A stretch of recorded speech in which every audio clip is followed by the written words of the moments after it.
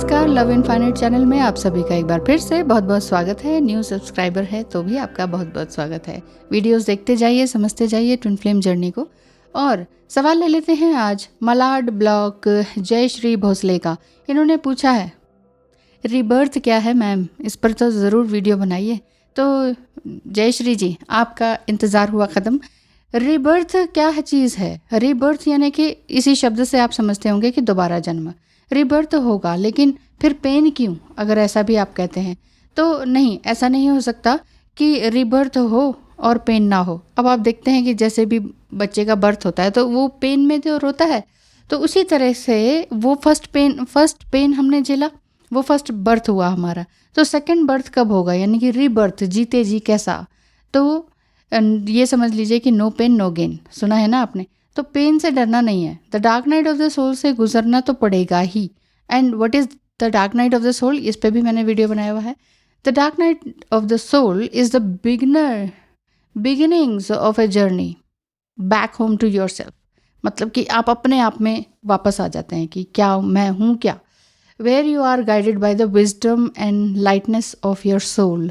आप ही के अंदर जो विजडम है और आप ही के आत्मा की जो रोशनी है, ज्योति है, वो आप उससे अवेकन हो जाते हैं, उससे पहचान पाते हैं।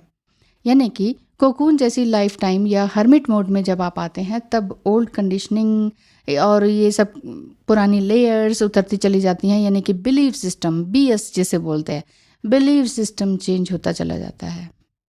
जैसे आपके पहले बिलीव सिस्टम थे वो नहीं रहते हैं, थॉट पैटर्न चेंज होता है कंप्लीटली। आप पूरी तरीके से मेंटली फिजिकली चेंज होने लगते हैं। यानी स्ट्रेस ऑफ डेली लाइफ से ट्रांसफॉर्म होकर इनर विजडम की ओर मुड़ना ही रीबर्थ है। आपको भी अगर डिप्रेशन जैसा फील हो रहा है और एक गाइडेंस की ज़रूरत है तो इस नंबर पर कांटेक्ट करें। थोड़ी सी फीस की अदायगी के साथ आपका सेशन स्लॉट बुक कर लिया जाएगा। Thank you. रीबर्थ आपको किसी भी नेचुरल कैलेमिटी से, यानी कि कुछ भी कोई बहुत बड़ा दुख आया हो आपके जीवन में, किसी की मृत्यु देखी हो जिससे आप पूरी तरह से हिल गए हो, जिनके बिना आप ना रह सकते हो, या ट्विन फ्लेम जर्नी हो, या स्पिरिचुअल जर्नी में ही आपको इस तरह का कुछ सेंसेशन हुआ हो, देश और दुनिया के लिए भी, या जो तकलीफ़ में लोग हैं उनको देखकर ही आप काफ़ी डिप्रेस हो जाते हो, तो अब ये आपका रिबर्थ का टाइम आ जाता है कि अब मैं क्या कर सकती हूँ। जब आप ये सोचने लगते हैं ना, तब उस टाइम पीरियड में जब आप दुनिया से कट जाते हैं तो वो चीज़ है आपका रिबर्थ होने का time. There is no going forward without a death of some kind of death होनी ज़रूरी है। Death of ego, death of belief system, है ना, a kind of death of who we thought we were and were suppose to be. क्या हम थे और आगे हम क्या हो सकते थे, ये सब कुछ आगे हम सोचने लगते हैं। A death of a map of the world we thought worthy of our trust and investment. हम अपने ही आप को जो पहले अनवर्दी समझते थे, समझ नहीं आता था हम क्या करें क्या ना करें, तो धीरे धीरे हम वो बदलने लगते हैं, चेंज होने लगते हैं। चेंज होने के लिए, इसके लिए आपके अपने खुद से भी थोड़ा सा आप कर सकते हैं। The dark night of the soul में है तो अपने थॉट्स को देखें कि क्या विचार आया, क्या कारण है, किस बात का डर है, मुझे क्या सोचना चाहिए, क्या नहीं सोचना चाहिए।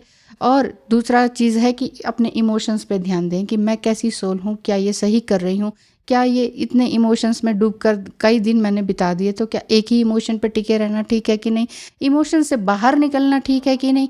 ये सब कुछ आप अपने थॉट्स के माध्यम से करेंगे। फिर आ जाता है आपका स्पीच लेवल, यानी कि मैं क्या बोल रही हूँ या क्यों बोल रही हूँ, क्या इसकी मुझे ज़रूरत भी है कि नहीं, या बिना बोले या कम बोल के काम चल जाता है कि नहीं, ऐसा सोचना है। एंड देन फिर आपका आ जाता है कर्मास यानी आपका बिहेवियर। अगर आप अपने thoughts, emotion and tone, speech है ना, जो टोन ऑफ स्पीच है ना, उसको संभाल लेते हैं, कंस्टेंटली उस पर ध्यान देते हैं कॉन्स्टेंटली, तब आप अपना एक तरह से the dark night of the soul में इनर हीलिंग और इनर वर्क कर रहे होते हैं।